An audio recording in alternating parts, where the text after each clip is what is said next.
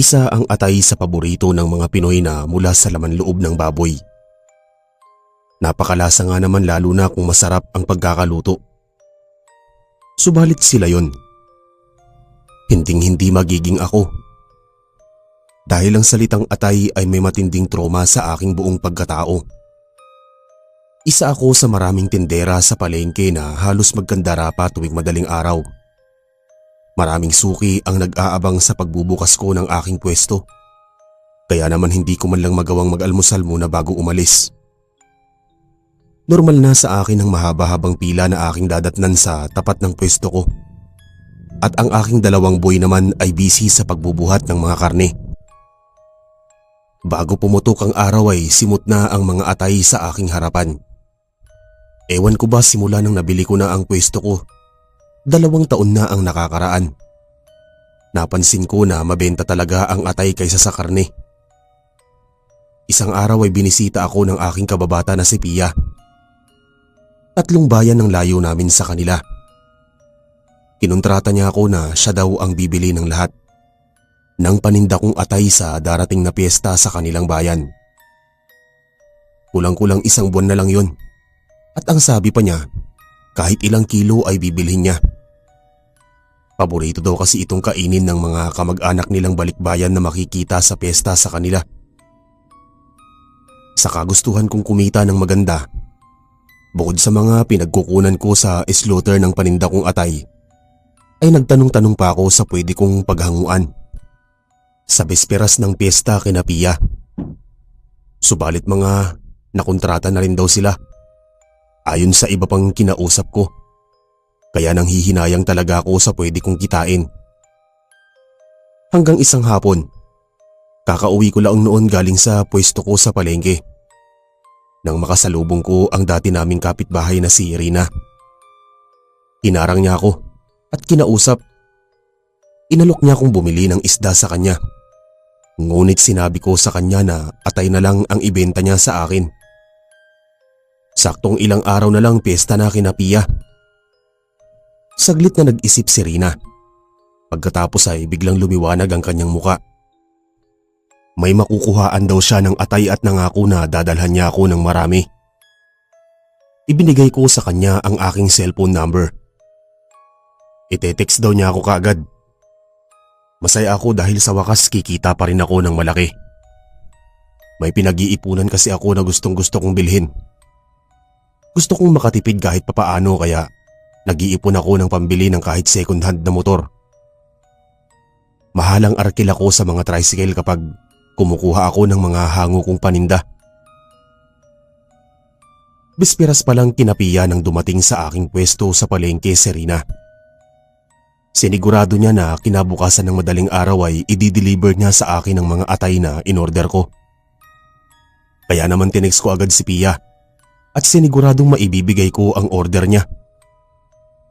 Pagka-uwi ko sa bahay, kinuwenta ko na agad ang pwede kong kitain kinabukasan. Napangiti ako dahil pwede na nga akong makabili ng service kong motor. Pandagdag na lang naman kasi ang kulang sa naitatabi kong pera. Naisip ko sakto naman kikita ako ng malaki-laki. Ano ba naman yung bumili ako ng masarap na pagkain? Kaya lumabas ulit ako at bumili ng masarap na ulam sa highway. Dumaan na rin ako sa tindahan ng kapitbahay kong si Aling Maring upang bumili ng isang Red Horse pampatulog kumbaga. Madaling araw kinabukasan ay excited na akong bumangon. Nagkape at naligo. Pagkatapos ay chinek ko kung sakto na ba ang dala kong pera. Pambayad sa mga order kong atay kay Rina. Pakanta-kanta na akong naglakad palabas ng bahay at nag-aabang ng masasakyan sa kanto. Hindi nga ako nabigo dahil malayo pa lang tanaw ko na si Rina. Kausap nito ang isa kong tagabuhat na si Roy. Nagulat ako dahil nakita kong may malaking batya na nakalagay sa ibabaw ng pwesto ko. Ngumiti siya at binati ako ng magandang umaga. Dahan-dahan kong binuksan ang batya. Napawaw ako dahil sariwang-sariwa ang mga atay. May mga dugo-dugo pa ang iba. Kaya dali-dali kong binayaran si Rina at nagpasalamat ako sa kanya. Pagkaalis ni Rina muli kong binuksan ang batya nang biglang gumalaw ang isang atay. Sinarado ko bigla dahil kinabahan ako at natakot. Pero naisip ko imposibleng gumalaw pa ang atay ng baboy. Ilang minuto pa lang na nakakaalis si Rina nang bigla namang dumating si Pia. Kasama nito ang kanyang asawa at masayang tinanong kung yung laman ng batya ay may atay na ba. Tumangutango naman ako habang nakangiti. Lalo akong sumaya nang pinasobrahan pa ni Pia ang bayad sa dapat na halaga lang na aming napag-usapan. Pinabuhat ko na kay Roy ang batya upang dalhin sa sasakyan ni na Pia. Kinahapunan 4:00 pa lang ay nagsara na ako ng pwesto. Medyo masama ang pakiramdam ko. Dala siguro ng maaga akong nagising at sa sobrang pagod na rin. Sakay ng tricycle papunta sa bahay ko. Habang nasa biyahe sa loob ng tricycle ako nakaupo, nang bigla akong nakakita ng isang bata sa unahan. Isang batang babae na ang edad siguro ay nasa 3 taon. Parang tatawid sa kalsada ang bata, kaya sinigawan ko ang driver na magdahan-dahan sa pagmamaneho dahil may papatawid sa kalsada na isang bata. Para naman nagtataka ang driver sa sinabi ko. Malapit na kami sa kinatatayuan ng batang babae. Bigla nga itong tumawid kaya sinigawan ko ang driver. Pero tuloy-tuloy lang ito kaya sa galit ko, tinabig ko ang kamay niya. Galit na galit akong hinarap ng driver. Kung gusto ko daw magpakamatay ay wag ko siyang idamay dahil may pamilya siyang naghihintay sa kanya. Naguguluhan ako sa mga sinasabi niya. Siya pa ang galit ginawa ko lang naman ng tama. Paano kung nasagasaan niya yung bata? Di ba mas malaking problema yon? Nakipagsagutan ako sa kanya at iginiit na may batang tumawid. Ngunit iiling-iling lang siya dahil wala naman daw siyang nakita. Pagkababa ko sa tricycle ay dumiretso na ako sa tindahan ni Aling Maring. Bumili ako ng biogesic at cup noodles. Gusto kong humigop ng mainit na sabaw. Iba talaga ang pakiramdam ko ng mga sandaling yon. Nakakain na ako at nakainom ng gamot. Mag-aalas 6 na pala ng hapon kaya naisipan kong buksan ang TV. Humiga ako sa kutson habang nakatingin sa aking pinanonood. Ang paborito kong show tuwing hapon. Ilang sandali lang ay nakaramdam na ako ng antok. Panay na ang hikab ko kaya kinuha ko ang remote at pinatay ko na ang TV.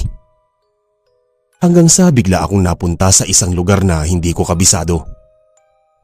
Isang masukal na lugar na ang laki lang ng daan ay landas lang ng tao. Kinakabahan talaga ako at napapaisip paano ako napunta doon. Humakbang na ako ng mabilis. Gusto ko nang makaalis sa lugar na yon. Kailangan makita ko ang daan palabas ng lugar na yon. Sa aking paglalakad ay nakarinig ako ng hikbi ng isang bata. Nagpalinga-linga ako. Baka guni-guni ko lang yon. Dahil ano ang gagawin ng isang bata sa ganong klaseng lugar? Ngunit ilang sandali lang ay muli ko na naman narinig ang iyak ng bata. At habang tumatagal ang iyak nito ay naging hiyaw. Humihingi ng tulong ang bata. Kinilabutan ako habang pinakinggan ang sigaw niya. Dahil hindi ko na matiis ay sumigaw din ako. Tinanong ko kung nasaan ba siya at ano ang nangyari sa kanya. Biglang tumahimik ang paligid. Ang pag-iyak ay biglang naglaho. Nagpatuloy ako sa paglalakad hanggang sa wakas ay may nakita akong isang kubo. Nakahinga ako ng maluwag kahit papaano ay mapagtatanungan na ako. Habang papalapit sa kubo, hindi ko maintindihan ang sarili ko. Para akong kinakabahan at hindi ko alam kung bakit. Hanggang sa malapit na ako sa kubo. Tahimik na tahimik ang paligid. Maging sa loob ng kubo ay tahimik din. Nagpatao po ako pero parang walang tao. Kaya dahan-dahan na akong lumapit sa pintuan. Kakahawak ko pa lang ng pinto nang biglang may kung anong humahagibis na lumabas mula sa loob. Napaatras ako at gumilid pilit kong pinapakalma ang aking sarili. Ilang sandali pa ang lumipas, nagpasya na akong pumasok sa loob. Dahan-dahan akong humakbang papasok ng kubo. Kapapasok ko pa lang sa may pintuan nang makaamoy na ako ng mabaho at malansa. Nilakasan ko na ang loob ko. Kailangan ko na magmadali upang makaalis na ako sa nakakatakot na lugar na yon. Nang bigla akong may nasagi sa paanan ko. Dahan-dahan akong yumuko. Ganun na lang ang pagkasindak ko nang makita ko ang paa ng isang batang babae. Hinawi ko ang pulang kumot na nakatakip sa kanyang katawan. Tumambad sa harapan ko ang wala ng buhay na batang babae. Labas ang kanyang lamang loob at nawawala ang kanyang atay. Dahil sa sindak ay sobrang takot na napasigaw ako ng malakas. Isang tapik ang gumising sa akin. Pawis na pala ako. Nakita ko na nakatayo sa uluhan ko ang boyfriend kong si Nilo. Inabutan niya ako ng isang basong tubig. "Binabangungot ka, mahal," sabi niya. Ngunit hindi. Totoong totoo ang lahat ng nakita ko. Umupo ako at pilit na tumayo. Dumiretso ako sa banyo upang magbawas nang bigla akong napahinto sa paghakbang. May kung anong nakatayo sa likod ng pintuan. Tinawag ko si Nilo at pinatignan ang loob ng banyo. Wala naman daw tao doon. Nagtataka na ako sa mga nangyayari. Habang nakaupo ako sa bawl, bigla kong naalala ang batang babae na nakita kong patawid sa kalsada at ang muka at damit ng batang babae na nasa panaginip ko ay iisa. Nagmamadali ko nang tinapos ang aking ginagawa. Hindi naniniwala si Nilo sa kwento ko. Nagdidiliryo lang daw ako, kaya ganun ang napanaginipan ko. Tahimik akong umupo at nagdasal. Hindi ko gusto ang mga nangyayari. Kinausap ko si Nilo na sa susunod na lang siya bumalik. Tinext ko kasi siya ng umaga na pumunta pagka-uwi ko sa hapon dahil titingin na kami ng motor. Isang linggo ang nakalipas nang muling bumalik si Nilo. Sa wakas nabili ko na ang motor na pinapangarap ko. Pagkatapos ko magtinda ay tinuturuan ako ni Nilo na mag-drive ng motor. At dahil nga sa pagtsatsaga ng nobyo ko, ikalawang linggo pa lang ay marunong na ako. Araw ng linggo noon, hindi ako nagtinda sa palengke. Bihira lang akong mag-day off kaya naisipan kong mamasyal at hasain ang mga kaalaman ko sa pagmamaneho. Gusto kong aralin ang mga daan papunta sa Slaughter at sa mga lugar na madalas kong puntahan upang maging madali na ang lahat para sa akin. Habang nasa daan ako ay okupado ng batang babae ang aking isipan. Nang biglang bumigat ang bandang likuran ko. Yung bigat na para bang may sumakay o umangkas sa motor ko. Tinignan ko sa side mirror. Muntik na akong mapabangga sa kasalubong kong tricycle nang makita ko ang batang babae. Nakasakay at nakayakap sa akin. Inihinto ko sa gilid ang motor at nagdasal ako. Sa pagdadrive ko ay may nakita akong tindahan ng milk tea. Nauuhaw na ako ng mga oras na yon. Mag-aalas 9 na pala ng umaga at matingkad na ang sikat ng araw. May 3 babae akong nakitang nakaupo at nagkikentuhan di kalayuan sa akin. Habang hinihintay ko ang order ko, naisipan kong maupo na rin sa loob, kaya hinila ko ang isang upuan at naupo na ako. Hindi ako mahilig sa chismis, pero naagaw ang pansin ko sa topic ng 3 babae. Narinig ko ng mabuti na pinag-uusapan nila. May patay na bata daw ang natagpuan sa isang masukal na lugar at ang bata daw na yon ay anak ng isang magtataho. Ayon pa sa mga babae, hinala daw ng mga tao na aswang ang pumatay sa kawawang bata. Inilabutan ako sa aking narinig. Bumalik na naman sa aking alaala ang batang babae na napanaginipan ko at nakitang patawid sa kalsada. Dahil sa kaba, hinintay ko lang na maibigay sa akin ng waiter ang order kong milk tea. Umalis na ako agad sa lugar na yon. Isang simbahan ang aking nakita. Ipinarada ko ang aking motor sa labas. Ininom ko muna ang binili kong milk tea. Abalang-abala ang isip ko kaya di ko namalayan na saglit ko lang pala naubos ang laman ng plastic cup. Pagkatapos ay pumasok na ako sa loob ng simbahan. Taimtim akong nagdasal na sana malagpasan ko na lahat ng pinagdadaanan ko. Lalo pa at wala naman akong kasalanan o kinalaman sa nangyari. Pagkatapos kong magdasal ay tumayo na ako upang bumalik sa motor. Subalit biglang naman hidang pakiramdam ko nang makita ko na naman ang batang babae na nakatayo sa pintuan ng simbahan habang nakatingin sa akin. Humakbang ito palayo kaya nagmamadali ko itong sinundan. Ngunit bigla din itong nawala sa paningin ko. Di ko na mapigil ang umiyak. Pinagtitinginan na ako ng mga tao sa paligid ko. Pero hindi ko na talaga alam ang aking gagawin nang biglang may nagsalita sa likuran ko. Hindi ka rin ba niya pinapatahimik? Tanong ng kung sino man na nasa likuran ko. Nagtaka ako sa klase ng tanong niya. Dahan-dahan akong lumingon at nagulat ako nang makita ko si Rina. Nangingitim ang paligid ng mga mata nito. Halatang haggard din at parang may kinatatakutan dahil kapansin-pansin ang paulit-ulit na paglinga nito sa paligid. Niyaya ko si Rina sa bahay ko upang doon kami makapag-usap ng maayos. Dumaan muna kami sa isang fast food chain at umorder ng take-out. Alam ko na mahaba-haba ang aming magiging pag-uusap kaya kailangan busog kami upang makapagplano ng tama at nararapat gawin sa aming pinagdadaanan. Pagdating sa bahay ay sinabihan ko muna si Rina na kumain muna kami. Mahaba pa ang maghapon para makapag-usap kami ng maayos. Palihim ko siyang pinagmasdan habang sabay kaming kumakain. Di ko sinasadyang makita ang tila kalmot sa kanyang batok. Nang lumingon siya sa pintuan ng kusina, tinanong ko siya kung may problema ba. Di siya makasagot. Palinga-linga pa rin siya sa may pintuan ng kusina. Alam ko may nararamdaman siya tulad ko. Pero nilakasan ko ang loob ko dahil kapag nagpatalo ako sa takot, baka mapahamak lang ako. Wala naman akong ginawang mali o wala akong matandaang kasalanan sa kahit na kanino. Kaya hindi ako dapat magpatalo sa takot.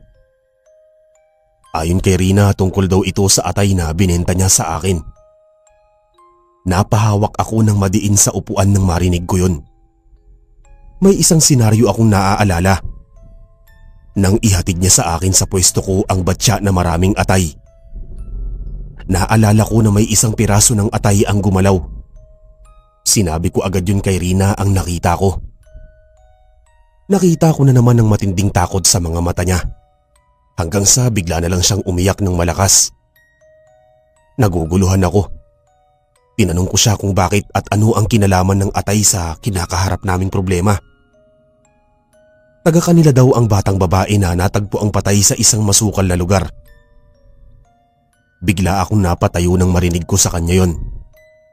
Naalala ko na nananaginip ako at sa panaginip kong yon ay may nakita akong kubo. Pero di ko alam ang lugar na yon. Umiiyak na ako sa isipin na isa sa mga atay na binenta ko ay atay pala ng kawawang bata. Ayon kay Rina, tulad ng narinig kong kwento ng mga babae nung bumili ako ng milk tea, ay wala nga raw ang laman loob ng batang natagpo ang patay. Matinding awa ang naramdaman ko para sa bata. At di ko man direktang kasalanan na naibenta ko ang atay nito, ay pakiramdam ko na may pananagutan ako. Ayon pa kay Rina, habang nagaganap ang bintahan sa pagitan nila nang pinagbilhan niya ng mga atay, ay may napansin daw siyang isang matandang babae na aali-aligid. Kulang pa ng 1 kilo at kalahati ang naibigay ng kanyang kausap. Wala na daw itong makuhaan. Nang bigla daw nakisali sa kanila ang matandang babae. May alam daw siyang pwedeng kuhanan ng atay. Sa kagustuhan daw ni Rina na makumpleto ang pinag-usapan namin na 1 kilo lang ng atay, ay agad siyang pumayag sa sinabi ng matandang babae.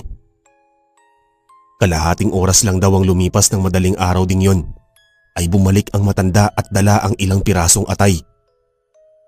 Noon ko napagtanto na kaya kami ginugulo ng kaluluwa ng bata dahil may hindi sinasadyang koneksyon kami ni Rina. Humihingi ng katarungan ng bata. Yun lang ang pwedeng maging dahilan. Kaya nagdesisyon akong sumama kay Rina sa lugar nila upang hanapin ang salarin. Pagdating kina Rina ay nakausap ko ang kanyang asawa. Maraming araw kakaibang nangyayari kay Rina. Simula ng madaling araw na yon, pinakalma ko si Rina at nangako ako na magiging maayos din ang lahat. Basta makipagtulungan lang siya sa akin dahil kaming dalawa ang epektado sa nangyari. Alam ko na hindi rin kami matatahimik hanggat hindi pa nahuhuli ang salarin. Pumunta kami sa istasyon ng pulis. Kinuwento namin ang aming nalalaman sa nangyari sa bata. Pero hindi raw sapat na basihan yon para maging sospek agad ang matanda. Kahit na sinabi ko na lahat sa mga pulis ang pagpapakita at paramdam sa amin ng bata. At ang panaginip ko ay binaliwala lang ng mga pulis. Bumalik na lang daw kami kapag may sapat na kaming ebidensya. Hindi ako tumigil kakakumbinsi kay Rina na kailangan namin mahanap ang bahay ng bata. Hindi ibinigay sa amin ng mga pulis ang lugar kung saan pwedeng puntahan ng ama ng bata. Pero dahil determinado akong matapos ang lahat, nagtiyaga akong magtanong-tanong tungkol sa bahay ng batang pinatay. Sa huli ay may isang babae na nakapagkwento at suki daw pala siya ng ama ng bata na nagtitinda ng taho. Ang bahay daw ng mag-ama ay nasa medyo liblib na lugar. Isang kubo daw at palaging naiiwan mag-isa ang bata. Dahil madaling araw palang umaalis na ang ama nito para magtinda ng taho.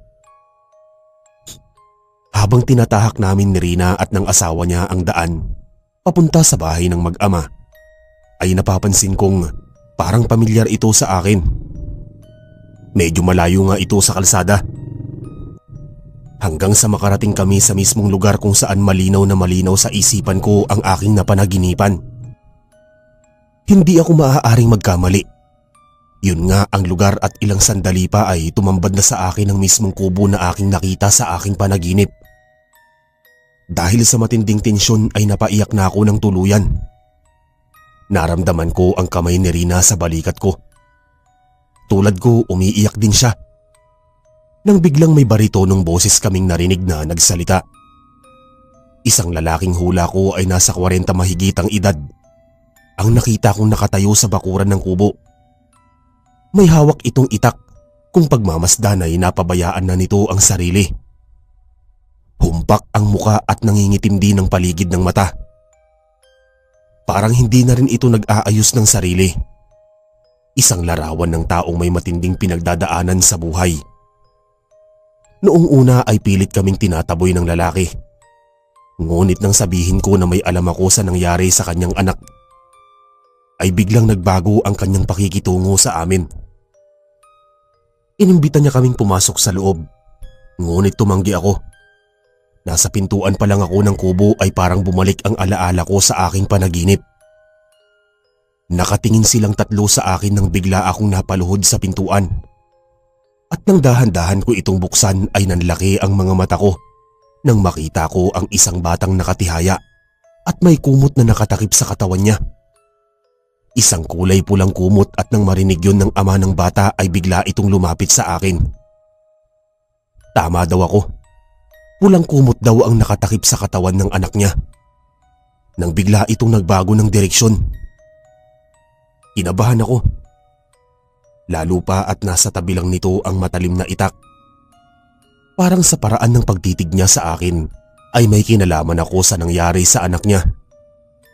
Pero umiling ako at sinabi ko na wala akong kinalaman, na napanaginipan ko lang ang kanyang anak. Nang bigla ko na naman naalala ang nangyari, bago ko nakita ang katawan ng bata. Tama. May nakita akong mabilis na lumabas mula sa loob ng kubo. Bago ko nakitang patay ang anak niya. Hindi ko namukaan kung ano ang lumabas sa kubo, pero nakakasigurado ako na may kinalaman ito sa pagkamatay ng kanyang anak. Nasa kalagitnaan kami ng aming pag-uusap nang biglang may kaluskos kaming narinig. Nagmumula ang kaluskos na yon sa loob ng bakuran ng kubo. Tumayo ang lalaki, ang ama ng bata, at tinignan kung ano ang nasa labas. At nang bumalik ito ay sinabi na napadaan lang daw yung matandang babae na nakatira sa unahan ng kanilang kubo. Biglang tumayo si Rina nang marinig ang sinabi ng lalaki. Sinundan ito ng kanyang asawa. Halata ang pagtataka sa nagtatanong na mata ng ama ng bata.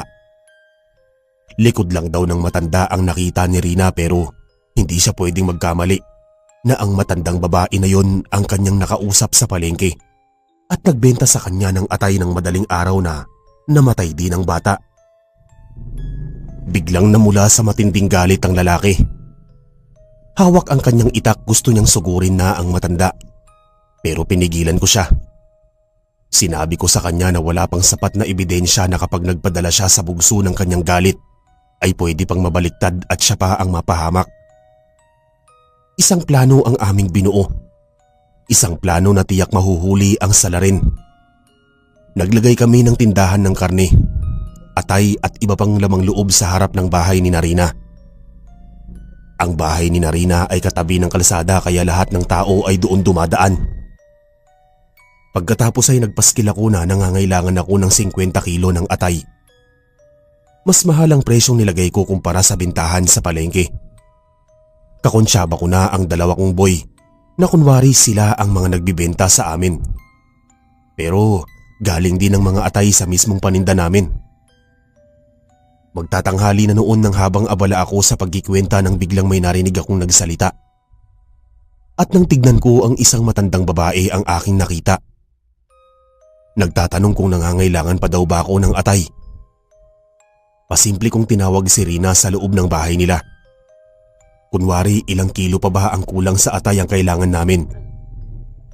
Nang makita niya ang matanda ay namutla si Rina. Siniko ko siya baka makahalata ang matanda. Pero parang hindi naman siya nakilala nito.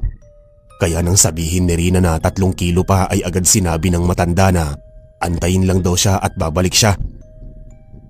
Palihim siyang sinundan ng ama ng batang biktima at ng asawa ni Rina. Naiwan kami ni Rina na puno ng takot. Nang pagmasdan ko ang matanda habang kausap ko siya, ay kapansin-pansin na hindi ito mapakali.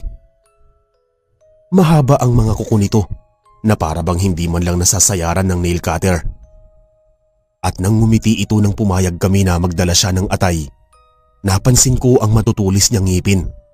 Maging ang amoy niya ay hindi pangkaraniwan. Nangangalingasaw ang amoy na malansa sa kanya. Habang naghihintay kami ni Rina na makabalik ang ama ng bata at ang asawa niya, nadaanan ulit ng mata ko ang mahabang kalmot sa batok niya. Naglakas loob na kong tanungin siya tungkol doon at ang kwento niya may kung anong kumalmot daw sa kanya kinabukasan ng gabi nang mangyari ang pagpatay sa bata. Makalipas ang kulang-kulang 1 oras nagulat kami ni Rina nang makarinig kami ng komosyon ng mga tao mula sa kung saan. Nagmamadali kaming lumabas at ganun na lang ang pagkagulat namin nang makita namin na hawak-hawak ng ama ng bata ang isang lubid. Habang hila-hila nito sa liig ang matandang babae. Binibidyohan naman ito ng asawa ni Rina. Hindi alam ng mga tao ang dahilan kung bakit ginawa yun ng kilala nilang magtataho. Marami ang nagalit at kumukutya sa paraan ng pagtrato nito sa matanda na nang sulyapan ko ay parang hirap na. May nakatawag na pala agad ng pulis kaya napaiyak na si Rina. Mabilis naming nilapitan ng kanyang asawa nang subukan niyang tanungin kung bakit ang sagot nito ay maghintay na lang daw kami. Sa pagkakataong yun ay hinuli agad ng mga pulis ang lalaki. Sa salang pagmamaltrato sa isang matandang babae. Habang pinupusasan ng mga pulis ang lalaki, tatanggalin na sana ng isa pang pulis ang lubid sa liig ng matanda. Ngunit sumigaw ang lalaki na wag daw pakawalan dahil aswang ang matanda at yun din ang pumatay sa kanyang anak. Natahimik ang buong paligid. Ang mga taong kumukutya sa lalaki ay napahiya. Ibinigay ng asawa ni Rina ang hawak na cellphone. Panoorin daw ang video. Itinaas ng pulis ang cellphone upang mapanood ng lahat ng naroon. Unang nakita sa video ay ang pagsunod nila sa matandang naglalakad. Pumunta ito sa bukid.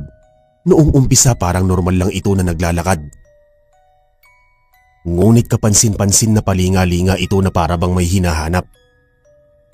Habang papalayo ang nilalakad nito, umiiba ang anyo nito. Hanggang bigla itong tumayo ng diretsyo. Nakita sa video na may dumaang baboy damo sa unahan ng matanda. Ilang sandali pa ay maingat nitong sinundan ng baboy at patalon na inatake. Kapansin-pansin ang paggalaw ng video. Indikasyon na nasusuka o naduduwa lang may hawak nito. Paano ba naman kasi? Winakwak ng matanda ang tiyan ng baboy. Pagkatapos ay nilantaka ng laman bago hinalukay ang lamang loob. At kung hindi sila nagkakamali, kinuha nito ang atay ng baboy at nilagay sa isang malaking supot. Sa patuloy na pagsunod ng pagbibidyo, nakakita ang matanda ng dalawang binatilyo na ang edad ay 12 hanggang 15. May buhat-buhat na kahoy panggatong ang mga ito. Saglit na nagkubli ang matanda sa isang malaking puno. Nag-aabang-abang papalapit ang dalawa. At nang malapit na ang dalawang binatilyo, ay kitang-kita sa video na nagbago ang anyo ng matanda. Pagkatapos, ilang hakbang na lang ang dalawa ay agad nitong tinalon ang mga binatilyo. Sa pagkagulat ng dalawa ay nabitawan ng mga ito ang dalang kahoy. Hinabol sila ng matanda. Kitang-kita sa video na may isang lalaking humahabol din sa matanda. Takot na takot ang dalawang binatilyo habang humihingi ng saklolo. Nang maramdaman ng matanda na may humahabol din sa kanya, huminto ito sa pagtakbo.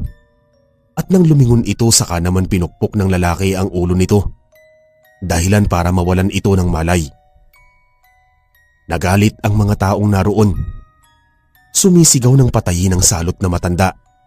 At sa kalagitnaan ng komosyon ay dumating ang dalawang binatilyo kasama ang mga ama nito upang mag-report sana sa pulis sa nangyaring pag-atake sa kanila sa gubat.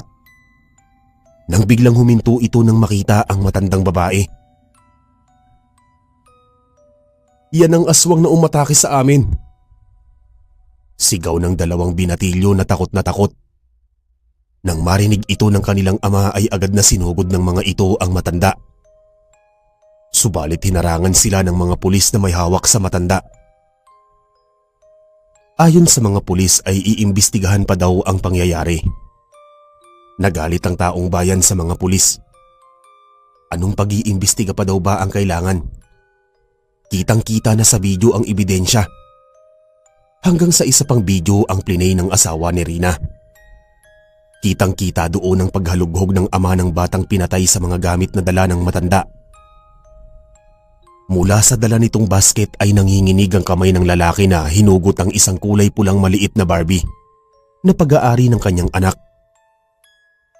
Sumigaw ng malakas ang lalaki kaya nagawa nitong itali sa lubid sa kanilang daladala ang matanda. Pilit niya itong pinapaamin pero wala itong ni isa man naging sagot.